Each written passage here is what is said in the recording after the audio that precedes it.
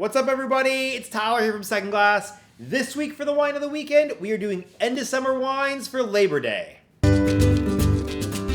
Labor Day is basically that holiday weekend where you're like, holy crap, summer's almost over. Let's do all the things that we wanted to do this summer but didn't have time to do. And so what we wanted to do was tell you about 3 wines that we really wanted to recommend to you this summer but just didn't have a chance. So the first one we have for you guys is called the Vera Rosé. This comes from the Vinho Verde region of Portugal, which is in the northwestern part of the country.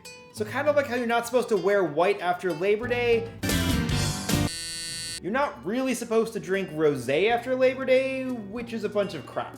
I think you should drink rosé year-round, but since most of the retailers are sticklers and they're not going to carry rosés after Labor Day, you gotta get them now. Rosé from Vinho Verde is a very interesting kind of wine. It's pretty new because Vinho Verde is known for white grapes. They do grow red grapes in Vinho Verde, but they're typically very acidic and astringent. But that works out for a rosé because you want a little bit of that acid. The Vinho Verde rosés are typically a little bit frizzante, so like lightly effervescent. So when you crack them, a lot of them are screw caps. When you crack them open and you pour it out, you'll see a little bit of bubbles in the glass. So just a couple years ago, they started really bringing in these Vinho Verde rosés, and they're awesome. Best part, not a whole lot of money. You can usually find them between $8 to $12. This one's around the $12 range, but really you can get this one or just go find any Vinho Verde rosé that you can find at your local retailer and stock up on them so you can drink them through the winter. So the next wine we have comes from Italy, and it's the Fiume di San Gregorio Senio Falanghina from the Campania region of Italy. This wine comes from the region of Italy that's basically the shin of the boot. And Falanghina is a grape, and this is pretty much the only part of Italy that really grows it, or it's the main region that grows it.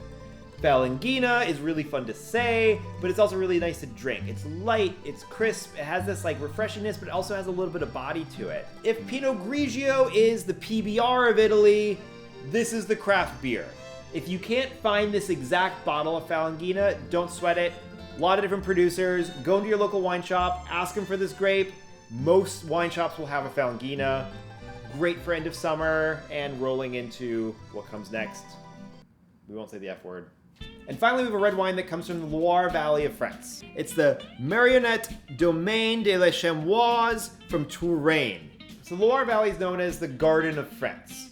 A lot of castles here, they grow a lot of things, a lot of food, flowers, etc. Also grow a lot of grapes. Here's the cool thing about Gamay. It's actually Pinot Noir's cousin grape. It's very similar, but about half the price.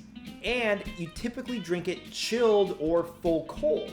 So what you do is you get this bottle, you can throw it in ice next to the white wines, drink it out of a solo cup, drink it out of a wine glass, have it with barbecue, and they're usually between 10 to 12 bucks.